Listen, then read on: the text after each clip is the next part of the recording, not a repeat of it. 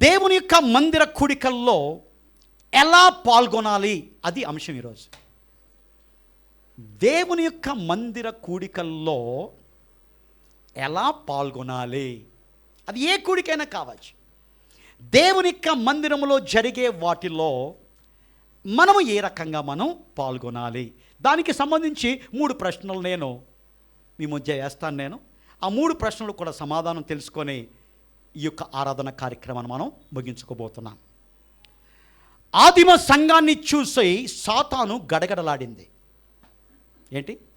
ఆదిమ సంఘాన్ని చూసి, ఆదిమ సంఘముల యొక్క దేవుని యందు భయభక్తులను చూసి, ఆదిమ సంఘానికి ఉన్న సాక్ష్యాన్ని చూసి, ఆదిమ సంఘానికి ఉన్న ప్రార్థనా జీవితాన్ని చూసి, ఆదిమ సంఘం పైన ఉన్న పరిశుద్ధాత్మ అభిషేకాన్ని చూసి, ఆదిమ సంఘానికి ఉన్న ఆత్మీయ వరాలను చూసి, ఆత్మవరాలను చూసి సాతాను ఏమైంది? గడగడలాడింది. ప్రస్తుత సంఘము సాతాను ముందు గడగడలాడుతుంది. కారణం, ఆదిమ సంఘములోని యొక్క లక్షణాలు ప్రస్తుత సంఘములో లేకపోవటం వల్ల. ఆదిమ సంఘము ఏక మనసుతో ఉన్నారు. ఇప్పుడు ప్రస్తుత సంఘాల్లో ఏక మనసు లేదు. ఆదిమ సంఘములో పరిశుద్ధాత్మ దేవుని యొక్క నడిపింపుతో కొనసాగింది. ఇప్పుడు ప్రస్తుత సంఘాల్లో కొంతమంది వ్యక్తులు సంఘాన్ని నడిపించాలని ప్రయత్నం చేస్తున్నారు. అందుకనే ఆదిమ సంఘముగా ప్రస్తుత సంఘాలు ఉండలేకపోతున్నాయి. మనకు తెలుసు, కన్నీటి ప్రార్థనతో సంఘాన్ని కట్టాడు బ్రదర్ బక్సింగ్ గారు, హెబ్రోన్ సంఘం. ఆయన ఉన్నంత వరకు కూడా అద్భుతంగా సంఘం కొనసాగింది. ఇప్పుడు ప్రతిరోజు ఏదో ఒక న్యూస్.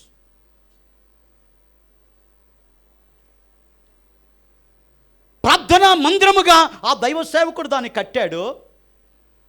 దొంగల గుహగా చేయాలని, ఈ లోక వ్యాపారాలతో డబ్బును ఆశించి, పేరును ప్రఖ్యాతులను ఆశించాలనే ఉద్దేశంతో సంఘాన్ని చీల్చేదానికి అనేకమైన శక్తులు ఒడగట్టుకుతున్నాయి.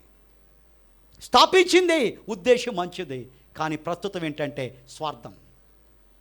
నా మాటే నెగ్గాలి, నేను చెప్పిందే జరగాలి. నువ్వు చెప్పిందే జరిగేదానికి అది నీ సంఘం కాదు. దేవుడు స్వరక్తం ఇచ్చి సంపాదించాడు సంఘం.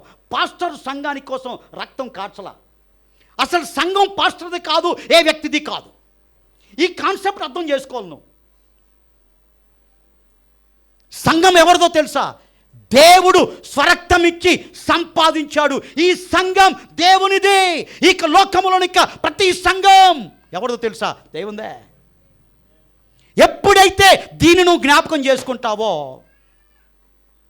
అప్పుడు దీనిని కంట్రోల్ చేసేదానికి మనం ముందుకు రాం. దేవుడు సంఘం కాబట్టి దేవుడే కంట్రోల్ చేయాలి. దేవుడు కంట్రోల్ చేయాలంటే వాక్యానుసారంగా అది కొనసాగాలి. ఆత్మీయముగా సంఘం కొనసాగాలి. మనుషుల చెప్పు చేతులతో కాదు నడిచేది సంఘం.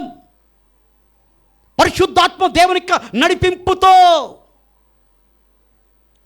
నడిచేదే సంఘం. ఆదిమ సంఘం అలా నడిచేది.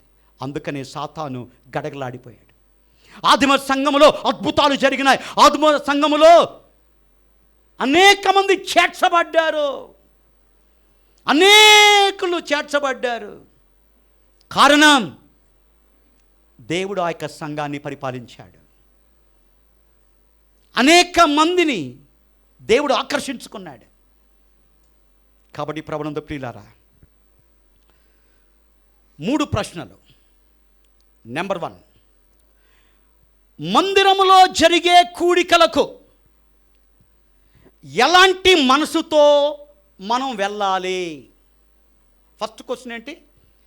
దేవుని యొక్క మందిరంలో ఏ కూడికకు, ఇంక్లూడింగ్ సండే వర్షిప్, నువ్వు వచ్చేటప్పుడు ఎలాంటి మనసుతో నువ్వు ఇక్కడకు రావాలి, అది నువ్వు తెలుసుకోవాలి ఈరోజు. రెండో ప్రశ్న ఏంటంటే, నువ్వు దేవుని యొక్క మందిరానికి వచ్చినప్పుడు ఇక్కడ నువ్వు ఎలా గడపాలి? మొదట ఎలా రావాలి, వచ్చిన నువ్వు ఎలా గడపాలి, అది రెండోది. మూడో ప్రశ్న ఏంటంటే, ఈ యొక్క ఆరాధన లేకపోతే ఇక కూడిప ముగింపులో మన స్పందన ఎలాగుండాలి? ఆరాధనకి సిద్ధపడి వచ్చావు, ఆరాధనలో పాల్గొన్నావు, ఆరాధన ముగింపులో, కూడిక ముగింపులో నీ యొక్క స్పందన ఏంటి, ఇది నువ్వు తెలుసుకోవాలి.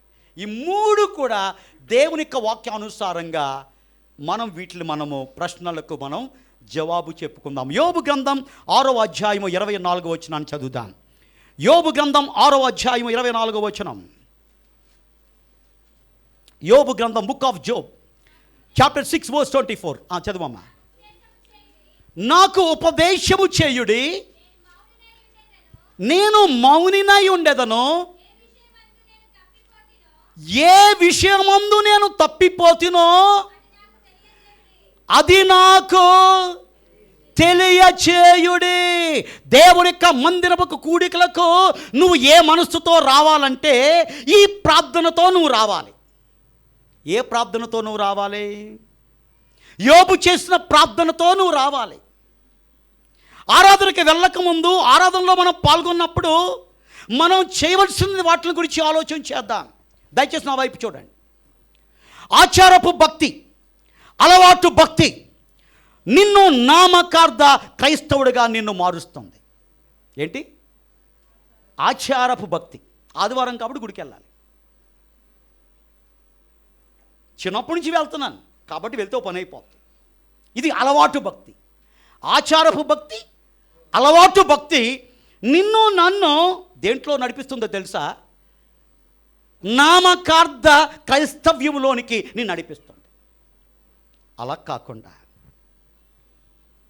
మన యొక్క జీవితాల్లో నువ్వు నేను గ్రహించవలసింది ఏంటంటే, యాకోబు రాసిన పత్రిక 3వ అధ్యాయము 2వ వచనం. యాకోబు రాసిన పత్రిక 3వ అధ్యాయం 2వ వచనం. యాకోబు రాసిన పత్రిక 3:2 త్వరగా చదవండి ఎవరైనా. అనేక విషయములలో ఏంటండి? అనేక విషయములో కొందరు తప్పిపోతున్నాడు. బైబిల్ ఉందా? మీ బైబిల్లో ఏముంది? అనేక విషయాల్లో అందరం ఏంటి తప్పిపోతున్నాం. కాబట్టి ఈ ప్రార్థనతో నువ్వు రావాలి. యోబు చేసిన ప్రార్థన ఏంటంటే, నాయనా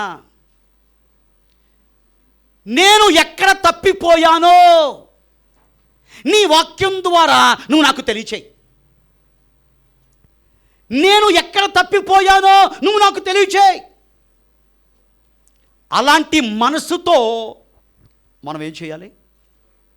దేవుని యొక్క మందిరానికి సిద్ధపడి మనం రావాలి. సోమవారం నుంచి శనివారం వరకు అనేక విషయాల్లో మనం తప్పిపోతున్నాం, అవునా? దేవుని యొక్క పేరు పెట్టుకొని విశ్వాసంలో ఉన్న మనం, యేసుప్రభుని రక్షకునిగా అంగీకరించి బాప్తిసం తీసుకొని బల్లా సహవాసంలో పాల్గొన్న మనం, పాపం అంటే తెలిసిన మనం, పరిశుద్ధత తెలిసిన మనం, సోమవారం నుంచి శనివారం వరకు, ఆదివారం ఆరాధన తర్వాత కూడా అనేక విషయాల్లో మనం ఏం చేస్తున్నాం? తప్పిపోతున్నాం. కాబట్టి మనము ఎలాంటి మనసుతో రావాలంటే, నాయనా నేను ఏ విషయాల్లో తప్పిపోయానో దేవా నాకు తెలియచేయి నాయనా అని ప్రార్థనతో నువ్వు రావాలి ఇక్కడికి. ఏంటి? నాయనా నేను అనేక విషయాల్లో తప్పిపోతున్నాను నాయనా, నేను ఏ విషయాల్లో తప్పిపోయానో, నేను ఏ విషయాల్లో నీకు విరోధంగా ప్రవర్తిస్తున్నానో, ఏ విషయాల్లో నాయనా నీకు అవమానం తీసుకొస్తున్నానో, నేను ఏ విషయాల్లో నాయనా నీకు నేను దూరంగా ప్రవర్తిస్తున్నానో దేవా నువ్వు నాకు తెలియచేయి అని ప్రార్థనాపూర్వకంగా నువ్వు దేవుని యొక్క కూడికలకు నువ్వు వచ్చినప్పుడు ఆశ కలిగిన ప్రాణాన్ని దేవుడు ఏం చేస్తాడు? తృప్తిపరుస్తాడు. కాలక్షేపాని కోసం ఇక్కడ రావద్దు, టైంపాస్ కోసం ఇక్కడ రావద్దు, అలవాటు ప్రకారంగా రావద్దు, ఆచారం ప్రకారంగా రావద్దు. మరి ఎలా రావాలి? నాయనా, నేను ఎక్కడ తప్పిపోయానో, ఏ పొరపాట్లు చేస్తున్నానో, ఏ అపవిత్రత నాలో ఉన్నదో దేవా నాకు తెలియచే నాయనా, నాకు తెలియచే నాయనా. యోబు చేసిన ప్రార్థన ఇదండి. యోబు ఎలాంటి వాడో తెలుసా అండి? దేవుని యందు భయభక్తులు కలిగి చెడుతనాన్ని విసర్జించిన వ్యక్తి. ఇలాంటి వ్యక్తి చేసిన ప్రార్థన ఏంటో తెలుసా? నాయనా, నేను ఎక్కడ తప్పిపోయానో నువ్వు నాకు తెలియచేయి. ఇది మన యొక్క జీవితాల్లో ఇలాంటి మనసుతో దేవుని యొక్క ఆరాధనకు నువ్వు రావాలి. ఇలాంటి మనసుతో దేవుని యొక్క కూడికలకు నువ్వు రావాలి. ఇంకా ఏ మనసుతో కూడా దేవుని యొక్క ఆరాధన కూడికలో పాల్గొంటే దానివల్ల నీకు లాభము కలగదు. దేవుని యొక్క మందిరానికి వచ్చినప్పుడు దేవునిలో నువ్వు బలపడాలి, దేవునిలో ఎదగాలి. నీ జీవితాన్ని బట్టి దేవుడు సంతోషించాలి. ఆ రకంగా ఉండాలంటే మనం ఏం చేయాలో తెలుసా? ఈ ప్రార్థన మనం చేయాలి. నాయనా, నేను ఎక్కడ తప్పిపోయానో నాయనా, దేవా నాకు తెలియచే నాయనా. ఇలాంటి మనసుతో, ఇలాంటి ఆసక్తితో, ఆశతో, సిద్ధపడి ఆకలితో దేవుని సన్నిధికి నువ్వు రావాలి. దేవుని సన్నిధానికి వచ్చేదానికి ఆరాటపడాలి. దేవుని కుడికలు వచ్చేదానికి పరిగెట్టాలండి. కీర్తనకారుడు చెప్తున్నాడు, దుప్పి నీటి వాగుల కొరకు ఆశపడినట్లు దేవా నీ కొరకు నేనేం చేస్తున్నాను? ఆశపడుతున్నాను. నాకున్న ఆశ ఒకటే. పాడుకున్నాం కదా పాట, నీ సన్నిధిలో సంతోషము, నీ సన్నిధిలో సమాధానము, నలిగియున్న వారిని బలపరచును, చెరలోనున్న వారికి స్వాతంత్రము. దానికోసం దేవుని మందిరానికి వస్తున్నా, దేవుని మందిరం కూడికలకు అందుకు వస్తున్నా. కాబట్టి ప్రభునందు ప్రియులారా, మన యొక్క జీవితాల్లో మొదటి ప్రశ్న ఏంటి? దేవుని యొక్క మందిరపు కూడికలకు ఏ మనసుతో నువ్వు రావాలి? దానికి ఆన్సర్ ఏంటి? యోబు చేసిన యొక్క ప్రార్థన, నాయనా ఏ విషయాల్లో నేను తప్పిపోయానో దేవా నువ్వు నాకు తెలియచేయి, సూటిగా నాతో మాట్లాడు, నేను ఎక్కడ నాయనా పడిపోయానో నువ్వు నాకు చూపించు అనే యొక్క సిద్ధపాటుతో నేను ఇక్కడికి వచ్చినప్పుడు ఏ కూడికలో పాల్గొన్నా ఆ కూడిక నీకు జీవితాల్లో దేవుడు అద్భుతంగా నీ ఆశను ఆయన తీరుస్తాడు. అది మొదటి ప్రశ్న. రెండో ప్రశ్న, దేవుని యొక్క సన్నిధానముకు వచ్చినప్పుడు నువ్వు దేవుని యొక్క మందిరములో నువ్వు ఎలాగా పాల్గొనాలి? ఇక్కడ అంటున్నాడు కీర్తనకారుడు, యోబు అంటున్నాడు, ఏమంటున్నాడు? నేను మౌనినై ఉండెదను. అంటే దాని అర్థం ఏంటి? కామ్గా ఉంటాను నాయన, నువ్వు నాకు ఉపదేశము చేస్తున్న ప్రతి మాటను శ్రద్ధగా నేను వింటాను, భయభక్తులతో నాయన. ఎందుకంటే నేను ప్రార్థన చేసి వచ్చాను కదా, సిద్ధపడి వచ్చాను కదా, ఏ విషయాల్లో తప్పిపోయానో నువ్వు నాకు తెలియచేయమని చెప్పి నిన్ను అడిగాను కదా. అప్పుడు నువ్వేం చేస్తావు? అడుగువాడికి నువ్వు ఇస్తావు కదా. కాబట్టి నువ్వు ఇచ్చే ఆ మాటను వినాలంటే నేనేం చేయాలి? ఏకాగ్రత కలిగి ఉండాలి. కొంతమంది ఇక్కడ కూర్చుంటారు, కొంతమందిని చూస్తే నాకు అనిపిస్తుంది కొంతమంది నిద్రపోయేదానికి వస్తారండి ఇక్కడికి. నిద్రపోయేదానికి ఎందుకు రావాలండి చర్చికి? ఇంట్లో హాయిగా నిద్రపోవచ్చు కదా నువ్వు. నిద్రపోయేదానికి చర్చా నీకు? చర్చికి ఎందుకు వస్తున్నావు? నువ్వు కొన్న దేవునికి ఉపదేశాన్ని వినేదానికి వస్తున్నావయ్యా. నీ జీవితాన్ని మార్చుకునేదానికి దేవుని దగ్గరికి వస్తున్నావయ్యా. పరలోకానికి వెళ్ళేదానికి కావలసిన సిద్ధపాటును కలిగి ఉండేదానికి దేవునికి మందిరానికి వచ్చి దేవుడు మాటలు మాట్లాడుతుంటే నువ్వేంటంటే అది జోలపాటగా ఉంటుంది కొంతమందికి. ఒక ఆయన నిద్ర పట్టలేదని డాక్టర్ దగ్గరికి వెళ్ళాడంటే, సార్ నాకు నిద్ర పడతలేదు సార్. డాక్టర్ ఏం చేశాడు, మందు ఇచ్చాడు, తీసుకున్నాడు. మళ్ళా వచ్చాడు, సార్ డబ్బులు వేస్ట్ అయినాయి సార్, నాకు నిద్ర పడతలేదు సార్, ఇంకో మంచి మందుని రాయండి సార్. చూసాడు, డోస్ పెంచాడు, మళ్ళా తీసుకున్నాడు, మళ్ళా నిద్ర రావట్లా. మళ్ళా డాక్టర్ గారు, ఏం డాక్టర్ గారు, మొదటి మందు వర్క్ అవ్వాలా, రెండో మందు వర్క్ అవ్వాలా. అప్పుడు ఆ డాక్టర్ క్రైస్తవులే, సంఘంలో ఏం జరుగుతుంది ఆయనకి తెలుసు. అందుకని ఆయన ఓ పని చేయరా, అలా అయితే చర్చికి వెళ్ళరా, నువ్వు చర్చికి వెళ్ళ అని చెప్పి నెక్స్ట్ సండే చర్చికి వచ్చాడు, కూర్చున్నాడు. ఎప్పుడు లేనంత నిద్ర, హాయిగా నిద్రపోయాడు. డాక్టర్ దగ్గరికి సంతోషంగా ఎగిరికి బతుకు వచ్చాడు. సార్ కరెక్ట్గా చెప్పారు సార్. దేవుని యొక్క మందిరానికి వచ్చినప్పుడు నువ్వు ఎలా పాల్గొనాలో తెలుసా? ఆసక్తితో, ఏకాగ్రతతో. అట్లీస్ట్ ఐపీఎల్లో ఆ ఆర్సీబీ మ్యాచ్ చూసినంత ఆసక్తి కూడా మన యొక్క జీవితాల్లో చూపించలేము. రెప్ప కూడా వేయం, వాష్రూమ్ కూడా వెళ్ళాం, అక్కడ అలా చూస్తూ ఉంటాం, బిగబట్టుకొని ఉంటాం, అవునా? కానీ ఇక్కడికి వచ్చిన తర్వాత ఏమవుతుందో తెలియదండి. కాబట్టి అనాలోచనగా దేవుని మందిర కార్యక్రమాల్లో నువ్వు పాల్గొనకూడదు, ఆసక్తితో నువ్వు పాల్గొనాలి. దేవుని యొక్క సేవకుని ద్వారా దేవుడు తన యొక్క వర్తమానాన్ని అందించేటప్పుడు సంఘము మౌనముగా, జాగ్రత్తగా, ఏకాగ్రతతో ఆ యొక్క వర్తమానాన్ని వినాలి.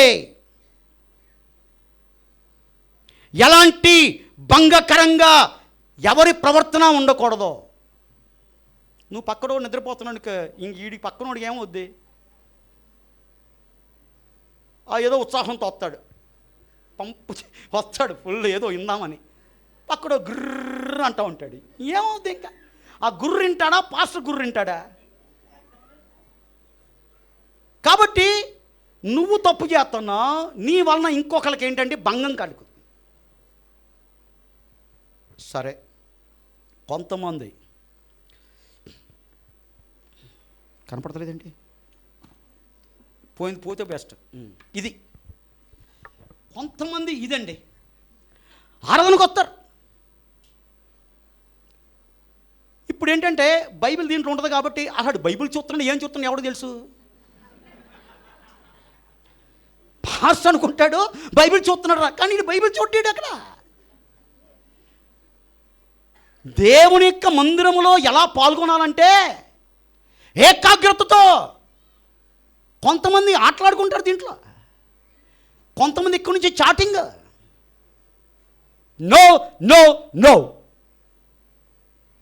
దేవుని యొక్క మందిరము, దేవుని యొక్క సన్నిధి ఉండే స్థలం. దేవుడు నీకు ప్రేమించి ఇస్తున్న యొక్క అద్భుతమైన మాటలు సాతాను ఏం చేస్తాడంటే ఆ మాటలు వినయకుండా ఏం చేస్తాడు? నిన్ను డివైడ్ చేస్తాడు, వాడు మోసం చేస్తాడు. ఈ మొబైల్ ద్వారా నిన్ను మోసం చేస్తున్నాడు. జాగ్రత్త. బెస్ట్ ఏంటో చెప్పనా? బెస్ట్ ఏంటి చెప్పనా? ఈ మొబైల్ని సైలెంట్ కూడా కాదండి. అసలు నేను అనేవాడిని ఏంటంటే ఇంట్లోనే వదిలిపెట్టి రండి అని. కానీ తర్వాత మీరు అంటారు, నాకు తెలుసు, యూపీఐ ఎలాగ బ్రదర్? ఇక్కడ నుంచి మేము ఆటో ఎక్కాలిగా, క్యాబ్ ఎక్కాలిగా, అప్పుడు ఎలాగా? అందుకని ఏం చేద్దామంటే మొబైల్ తీసుకురండి. ఇక్కడికి నుంచి వచ్చే ముందు ఇంక్లూడింగ్ పాస్టర్ ఏం చేయాలి? కొంపలు అంటుకుపోయే కార్యక్రమం ఏది ఉండదు. దేవుని కంటే గొప్పది ఏమైనా ఉందా? ఇది ఇప్పుడు వచ్చిందమ్మా. ఇక ముందు 10 సంవత్సరాల క్రితం ఏంటి? మొబైల్ పట్టుకుని ఏలాడేవా? Trunk call booking. ఇప్పుడు ఫోన్ చేస్తే 3 గంటల తర్వాత కలిపేవాడాడు. బతికేమా లేదా? బతికేం, చక్కగా బతికేం. ఇక నుంచి దేవుని యొక్క మందిరంలో వచ్చేటప్పుడు అక్కడే ఏం చేద్దాం? స్విచ్ ఆఫ్ చేసాయి, అంతే. గొడవ ఉండదు, ఇంకా గొడవ ఉండదు. మళ్ళా ఆశీర్వాదం అయిన తర్వాత మళ్ళీ మధ్యలో ఆన్ చేయకే, వాష్రూమ్కి వెళ్ళి ఆన్ చేయక. మళ్ళా వాష్రూమ్ ఉన్నది ఎందుకు? నీకున్న శరీర సౌలభ్యాలు తీర్చుకునేదానికి, మొబైల్ ఆన్ చేసి చూసుకునేదానికి కాదు. పాస్టర్ గారు మీకు ఎలా తెలుసు? కొన్ని తెలుసు, అందుకని పాస్టర్ అయ్యా. తర్వాత వెళ్ళేటప్పుడు స్విచ్ ఆన్ చేయండి, వెళ్ళండి. మంచిదే కాదు ఇది? చేద్దామా లేదా ఇక్కడ నుంచి? అమ్మా చెప్పేది చెబుతాం, అది మంచిదని మీకు తెలిస్తే మీరు చేయండి. ఇంత చెప్పినా కానీ మేము చేసేది చేస్తామంటే, తండ్రి వీళ్ళని చూసుకో అని చెప్తాను తండ్రి. కారణం ఏంటి? మీ అందరి గురించి నేను లెక్కప్ప చెప్పాలి దేవునికి. దేవుడు చెప్తాడు నువ్వు చెప్పలేదు అందుకే వాళ్ళు చేస్తున్నారు. ఇప్పుడు చెప్పచ్చు కదా, నానే చెప్పాను నాయన, వాళ్ళు చేసుకున్నారు, నన్ను తీర్పరగా పెట్టుకోకు ఆ విషయంలో. మిగతా విషయంలో నన్ను అడుగు, నేను చెప్పుకుంటా. కాబట్టి ఇంకొంతమంది పక్కనున్న చిన్నపిల్లలతో ముద్దు చేసి ఇంటికి వెళ్ళి ముద్దాడు. చర్చిలో ముద్దులాట. నా కుమార్తె, అందుకని నేను స్వతగా మాట్లాడగలను. దేవుడు నాకు ఇచ్చిన ఆత్మీయ కుమార్తెలు వీళ్ళందరూ. దయచేసి జాగ్రత్త. బిడ్డ ముద్దు వస్తున్నాడు, మంచిదే. ఆరాధన అయిన తర్వాత గంటసేపు ముద్దాడు. వాక్య పరిచయం జరిగినప్పుడు, ఆరాధన జరుగుతున్నప్పుడు, ప్రార్థన చేస్తున్నప్పుడు ఏంటి ముద్దు నువ్వు? దేవుడు గుద్దుతాడు, జాగ్రత్త. పక్కలు చెప్పండి. ఓకే. ఇంకొంతమంది ఉన్నారండి, కొన్ని కారణాల చేత పాపం వాళ్ళు లేటుకు వస్తారు. అసలు లేటుకు వచ్చే గిల్టీ కాన్షియస్తో వాళ్ళు ఉంటారు. పాపం సగం చచ్చిపోయి అక్కడ వస్తారు, లోపలికి వస్తూ ఉంటారు పాపం. ఇంకా మనం ఏం చేస్తాం? ఇప్పుడు వచ్చావా ఆ రకం చూస్తాం. ఆడ అసలు సగం చచ్చిపోయి ఉంటుంది ఆమె. ఆ గిల్టీ కాన్షియస్తో వస్తూ ఉంటారు. మనం ఏం చేస్తాం? అక్కడి నుంచి వచ్చేసరికి చూపు మొదలెడతాం. ఆమె ఎక్కడ కూర్చుంటుందో ఫుల్ స్కానింగ్ చేసి ఆమె కూర్చునే వరకు కూడా ఆయన్నే అలాగా చూస్తున్నప్పుడు పరిశుద్ధాత్మ దేవుడు ఎన్నో మాటలు మాట్లాడతాడు, అవన్నీ గాలిపోతాయి. అందుకని ఏం చేయాలి? దేవుని యొక్క మందిరంలో వత్తం కాదు ముఖ్యం, రావటం కాదు ముఖ్యం. ఏకాగ్రతతో, ఎనీ డిస్టర్బెన్స్ లేకుండా, ఒక్క పదం కూడా మిస్ అవ్వకుండా చాలా జాగ్రత్తగా ఎవరు దేవుని యొక్క వాక్యాన్ని అందిస్తున్నా. కొంతమంది ఇంకొంటుంది ఫ్యాషన్, ఆయన నడిపిస్తే నేను రాను, బయటికి పోతాను. పో. దేవునికి అభిషేకం చేత నిలబట్టబడిన వ్యక్తి నడిపిస్తూ ఉంటే దేవుని మందిరానికి వచ్చి నువ్వు బయటికి వెళ్తావా? దేవునికి మందిరానికి వచ్చి నువ్వు బయట కూర్చుంటావా? ఎందుకు దేవుని మందిరానికి రావాలో? కాకిని దేవుడు వాడుకున్నాడమ్మా, గాడిదను దేవుడు వాడుకున్నాడు, ఈ అడ్డగాడిని దేవుడు వాడుకుంటున్నాడు. దేవుడు ఎవరినైనా వాడుకుంటాడండి. మనుషులను చూసి నువ్వు భక్తిని ప్రదర్శించుకో, దేవుని చూసి భక్తిని ప్రదర్శించు. ఎవరిక్కడ నిలబెట్టినా ఆ యొక్క వ్యక్తిని గౌరవించాలి. ఏ ఒక్కరు దేవుని యొక్క వార్తని పట్టుకొని చెబుతున్నా ఆ వ్యక్తి నీకంటే చిన్నవాడైనా, నీకంటే బైబిల్ జ్ఞానంలో తక్కువ వాడైనా కానీ దేవుని యొక్క పేరట నుంచున్నాడు కాబట్టి ఆ ఇవ్వవలసిన వ్యక్తికి కావలసిన ఘనత, మర్యాద, గౌరవం ప్రతి ఒక్కరూ వినాలి. ఆయన నడిపిస్తే నేను ఉన్నాను, ఆయన వాక్యం చెబుతే నేను అన్నాను. ఎవరికి నష్టం? ఎవరికి నష్టం? నీకు నష్టం. నీకున్న ఆ అహం నిన్ను నాశనం చేస్తుంది. కాబట్టి దేవుని మందిరంలో పాల్గొనే వాళ్ళు ప్రతి ఒక్కరూ కూడా దయచేసి ఈ విషయాలు మీరు గమనించండి. ఇంకొంతమంది పాస్టర్ ఇంత గట్టిగా అరుస్తున్నా, ఆ బయట అంబులెన్స్ వెళ్తూ ఉంటుంది, ఇంకేదో వెళ్తూ ఉంటుంది బయట, వాళ్ళ యొక్క దృష్టి ఎలా ఉంటుంది? ఇంకొంతమంది ఉంటారు ఏదో ఉన్నట్టు బయట వెళ్ళిపోతూ ఉంటారు. ఓకే, వాష్రూమ్ కొంతమంది డయాబెటిక్ ఉంటారు, వాళ్ళు ఫ్రీక్వెంట్గా యూరినేషన్కి వెళ్ళాలి. ఓకే, ఇట్స్ ఓకే, అది ఎమర్జెన్సీ, మళ్ళీ ఇక్కడ ఉండిపోతే కష్టమైపోతాయి. సో కాబట్టి అక్కడికి వెళ్ళాలి, దట్స్ ఓకే. దాని విషయాల గురించి నేను మాట్లాడతలే. కానీ ఏదో కొంపలడ్డిపో, ఏదో మునిగిపోయినట్టు దేవుని యొక్క మందిరంలో మన యొక్క ప్రవర్తన చాలా జాగ్రత్తగా ఉండాలి. కారణం ఏంటంటే, మోడీ సభలో రాష్ట్రపతి ఎవరిని వస్తున్నట్లయితే ఎలా ఉంటుందో తెలిసిన పరిస్థితి. అక్కడ వాడు ఎలాంటి వాడైనా కానీ గంట ముందు వాడు వచ్చి కూర్చోవాలి, దట్స్ ఆల్. ఆయన వచ్చే గంట ముందు వచ్చి కూర్చోవాలి, అంతే. కదలకూడదు. ఆయన వచ్చిన తర్వాత ఎవడో సీట్లోంచి కదలకూడదు. ఈ లోకంలోని యొక్క రాజుకు, ప్రధానమంత్రులకి అంత ప్రాధాన్యత ఇస్తే, రాజాది రాజు, ప్రభువుల ప్రభు అయిన యేసయ్యను ఆరాధిస్తున్న మనం ఇంకెంత భయభక్తులతో దేవునికి మందిరంలో కూర్చోవాలండి. ఈ రోజుల్లో చాలామంది దేవునికి మందిరం అంటే అలసత్వం. ఇది ఒక సోషల్ క్లబ్గా కనిపిస్తుంది కొంతమందికి. ఇది సోషల్ క్లబ్ కాదండి, ఇది దేవుని యొక్క స్వరక్తం ఇచ్చి సంపాదించిన మందిరం. ఈ లోకంలోని మందిరాలన్నీ కూడా సర్వ హక్కులు దేవునివే, ఏ పాస్టర్వి కాదు, ఏ వ్యక్తివి కాదు. ఈ రోజుల్లో విచారం ఏంటంటే అనేకమైన సంఘాల్లో ఎలక్షన్స్ కూడా మనం చూస్తున్నాం.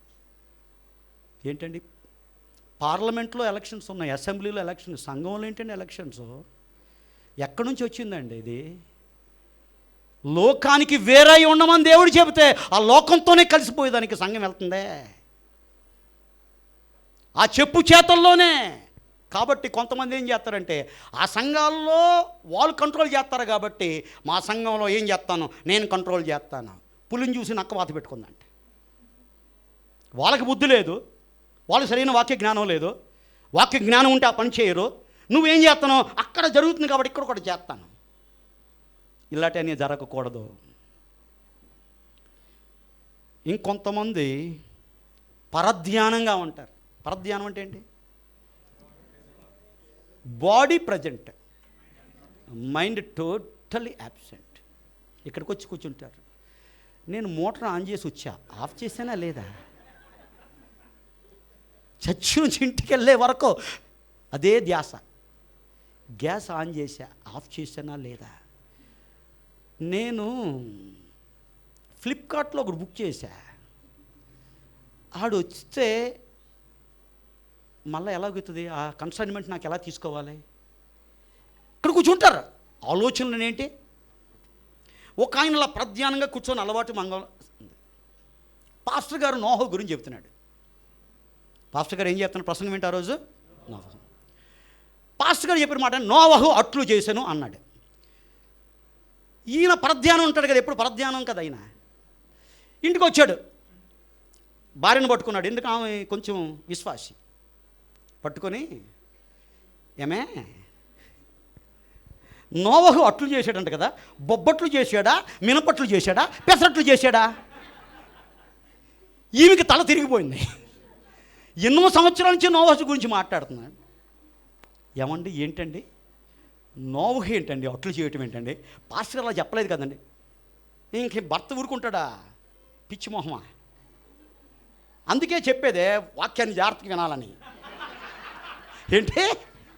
వాక్యాన్ని జాగ్రత్తగా విను, ప్రతి పదాన్ని జాగ్రత్తగా విను. పాస్టర్ గారు చెప్పాడే నోవహు అట్లు చేశాను, వచ్చిన కూడా చెప్పాడే. బైబిల్ చూడు. బైబిల్ చూసింది, దాంట్లో ఉంది నోవహు అట్లు చేశాను. అవునండి, నేను మర్చిపోయానండి. నోవహు అట్లు చేశాడండి.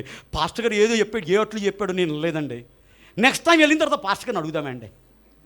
ఇద్దరు పాస్టర్ గారు దగ్గరికి వచ్చారు. పాస్టర్ గారు, మమ్మల్ని ఒక డౌట్ ఉంది, మమ్మల్ని క్షమించండి.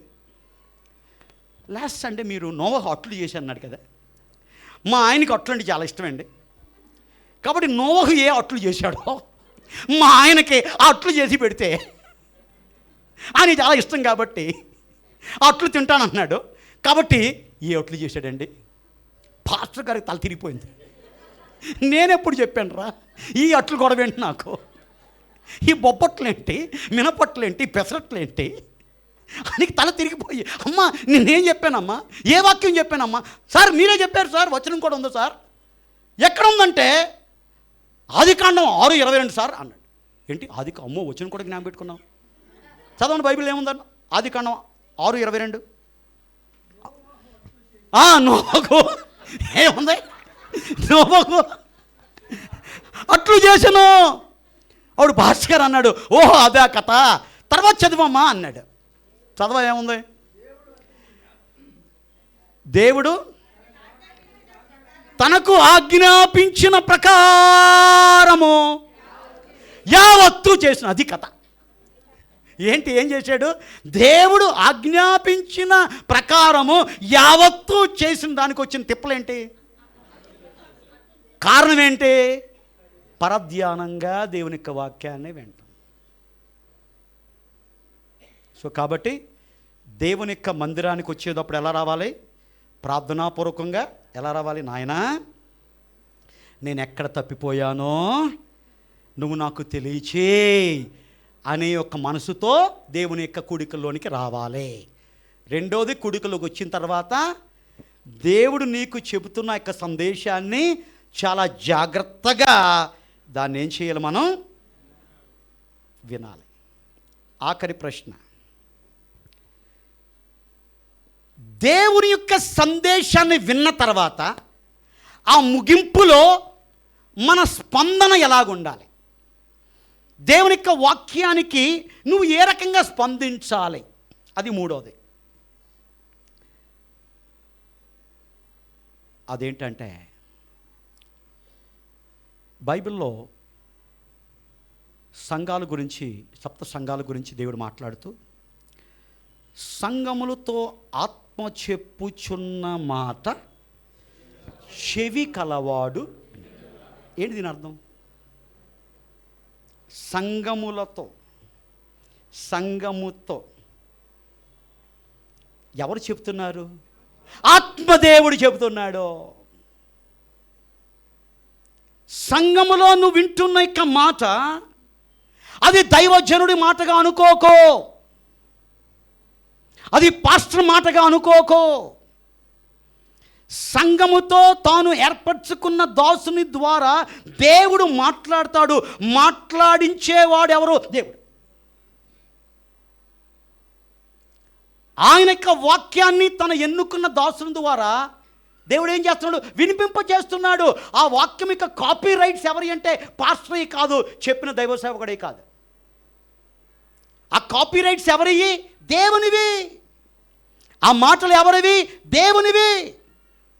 కాబట్టి నువ్వు నేను కూడా మన యొక్క జీవితాల్లో దేవుని యొక్క మందిరానికి వచ్చి దేవుని యొక్క మాటలు శ్రద్ధగా విన్న తర్వాత మన ముగింపు ఎలాగుండాలంటే, యోహాను యెషయా గ్రంథం చదువుతాం. 6:6 చదివి ముగించుకుందాం. యెషయా గ్రంథం 6:6.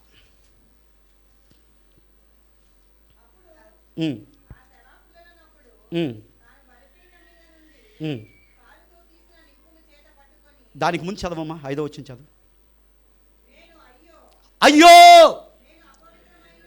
నేను అపవిత్రమైన పెదవులు గలవాడను, అపవిత్రమైన పెదవులు గల జనుల మధ్య నివసించువాడను, నేను నశించుదుని, రాజును సైన్యములకు అధిపతి యెహోవా. చాలండి. ఇక్కడ మనం చేయాల్సిన స్పందన ఏంటో తెలుసా? దేవుని యొక్క వాక్యాన్ని విన్న తర్వాత ఈ యొక్క యెషయా ఏం చేస్తాడంటే పశ్చాత్తాపడుతున్నాడు. అయ్యో, నేను అపవిత్రమైన వాడిని, అపవిత్రమైన పెదవులు గలవాడిని, అపవిత్రమైన ప్రజల మధ్య నివసించేవాడిని అని రబ్బు కట్టుకొనిచు పశ్చాత్తాపడి దేవుని దగ్గర ఏం చేశాడు? క్షమాపణ అడిగాడు. మన జీవితాల్లో కూడా దేవుడు తన దాసునితో సూటిగా మనతో మాట్లాడేటప్పుడు మారు మనసు మనం పొందాలి, పశ్చాత్తాపడాలి. మన యొక్క జీవితాన్ని మనం ఏం చేయాలి? మార్చుకోవాలి. దేవుని యొక్క వాక్యం సత్యం, దేవుని యొక్క వాక్యం నిజం, దేవుని యొక్క వాక్యం ఇస్ ట్రూ. మిగతావన్నీ కూడా అసత్యాలు. కాబట్టి మనం ఏం చేయాలి? నీ అపవిత్రత, మన అవిధేయత మనలో ఉన్నదని తప్పిపోయిన వ్యక్తిని నేనే అని దేవుని యొక్క సన్నిధానంలో ఏం చేయాలి? నువ్వు మొర్రపెట్టి నీ జీవితాన్ని, నీ బ్రతుకుని ఏం చేయాలి? మార్చుకోవాలి. అది నీక ఆరాధన ముగింపులో నువ్వు చేయాల్సింది. దేవుని యొక్క మందిరానికి నువ్వు వచ్చినప్పుడు ఏ స్థితిలో వచ్చావో ఆ స్థితిలోనే వెళ్తే లాభంలా, ఏ హృదయంతో వచ్చావో ఆ హృదయంతోనే వెళ్తే లాభంలా. మనం ఏం చేయాలి? అలాగ నువ్వు అన్నట్లయితే ఆచారపు అలవాటు క్రైస్తవునిగా చరిత్రలో మిగిలిపోతావు. అలా కాకుండా నమ్మకమైన క్రైస్తవుడుగా, దేవునికి శిష్యుడుగా, దేవునికి ఇష్టపడే వ్యక్తిగా నువ్వు ఉండాలంటే మనక జీవితాల్లో మనం ఏం చేయాలి? దేవుడు తప్పును తన వాక్యం ద్వారా నీకు తెలియచేసినప్పుడు రొమ్ము కొట్టుకొని, అయ్యో ఈ అప్పిత్ర నాలో ఉన్నదే అన్ను పశ్చాత్తాపడినప్పుడు 6వ వచనంలో సెరాపు ఏం చేసింది? ఆ యొక్క పశ్చాత్తాపడిన ఆ యెషయా పెదాలను ఏం చేసింది? తాకింది. ఎప్పుడైతే తాకిందో ఏమైందండి? ప్రాయశ్చిత్తం పొందాడు. తప్పు చేశాడు, దేవునికి వాక్యం గద్దించింది, తప్పును ఒప్పుకున్నాడు, పశ్చాత్తాపడ్డాడు. వెంటనే ముగింపులో జరిగింది ఏంటంటే శరాపు వచ్చి టచ్ అయింది. తర్వాత తన యొక్క స్థితిని మార్చాడు. దేవుని మందిరానికి వచ్చినప్పుడు ఒక స్థితి, దేవునికి మందిరం నుంచి బయటికి వెళ్ళేటప్పుడు ఇంకొక స్థితి. పరిశుద్ధుడుగా తీర్చబడి దేవుని చేత దీవించబడి బయటకు వెళుతున్నాడు. కాబట్టి ప్రభునందు ప్రియులారా, అలాంటి యెషయా చెబుతున్న మాట ఏంటంటే 8వ అధ్యాయం 18వ వచనం. యెషయా 8:18. యెహోవా నాకిచ్చిన పిల్లలను సియోను కొండపైన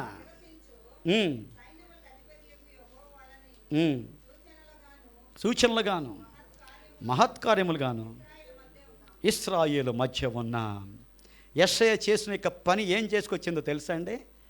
యెషయా చేసిన పని తన బ్రతుకును మార్చుకున్నాడు. బ్రతుకును మార్చుకున్న తర్వాత దేవుడు చేసిన పని ఏంటంటే యెషయాను, ఆయన పిల్లలను, అంటే యెషయా కుటుంబాన్ని దేవుడు సూచనగా మహత్కార్యములుగా ప్రజల మధ్య దేవుడు వారిని ఏం చేశాడు? నిలబెట్టాడు. నిన్ను కూడా ఇక లోకములో అనేక మంది ప్రజల మధ్య నిన్ను, నీ కుటుంబాన్ని ఒక సూచనగా మహత్కార్యాలుగా దేవుడు నిలబెట్టాలంటే యెషయా చేసిన పని నువ్వు చేయి. యెషయా ఏం చేశాడు? అయ్యో అపవిత్రమైన పెదవులు కలిగిన వాడను నేనే. రొమ్ము కొట్టుకొని దేవునికి మొర్రపెట్టాడు, తప్పును ఒప్పుకొన్నాడు, వాక్యానుసారంగా తీర్మానం తీసుకున్నాడు, దేవుని ద్వారా దీవించబడ్డాడు. ఆ కుటుంబానికి కూడా ఏమొచ్చింది? దీవెన వచ్చింది. కాబట్టి నీ కుటుంబం ద్వారా దేవుని యొక్క గొప్పతనము జనులకు తెలియబడునుగాక. మన కుటుంబాలు ఇక లోకములో ఒక సూచనగా మహత్కార్యములుగా దేవుడు మన యొక్క జీవితాల్లో మనల్ని ఉంచునుగాక. ఆ రకంగా ఉండాలంటే 3 ప్రశ్నలకు సమాధానం. మొదటిది ఏంటండి? దేవుని యొక్క మందిరపు కూడికలకు ఏ మనసుతో రావాలి? నాయనా, ఎక్కడ తప్పిపోయానో నువ్వు నాకు తెలియచే, ఏ పాపం నాలో ఉన్నదో నాకు తెలియచే, ఏ అవిధేయత నాలో ఉన్నదో తెలియచే అని ప్రార్థనాపూర్వకంగా నువ్వు వచ్చినప్పుడు ఇక్కడ కూర్చొని దేవుని యొక్క వాక్యాన్ని జాగ్రత్తగా, అనాలోచన కాకుండా చాలా జాగ్రత్తగా నువ్వు విన్నప్పుడు వాక్యము ద్వారా దేవుడు నీకు సమాధానాన్ని ఇస్తాడు. ఆ సమాధానాన్ని విన్న తర్వాత నీ ముగింపులో నీ స్పందన ఎలాగుండాలంటే, అవును నాయనా, నేను తప్పిపోయాను, నువ్వు నాతో మాట్లాడావు కాబట్టి నా పాపాన్ని విడిచిపెడుతున్నాను ప్రభు అంటే దేవుడు నిన్ను ఆశీర్వదిస్తాడు. నిన్ను మాత్రమే కాదు, నీ కుటుంబాన్ని ఆశీర్వదిస్తాడు. జీవము గల దేవుని యొక్క సంఘములో ప్రవర్తించవలసిన విధానం ఇది. ఏ సంఘములో ఈ యొక్క విధానాలు ఉంటుందో ఆ సంఘం దేవునిని మెచ్చుకునే సంఘంగా ఉంటుంది. ఆ సంఘం దేవుని ద్వారా ఎత్తపడే సంఘంగా ఉంటుంది. అలాంటి కృపను దేవుడు A2J మందిరంలో మాత్రమే కాకుండా ఇక సార్వత్రిక సంఘానికి దేవుడిచ్చి నడిపించునుగాక. ఆమెన్.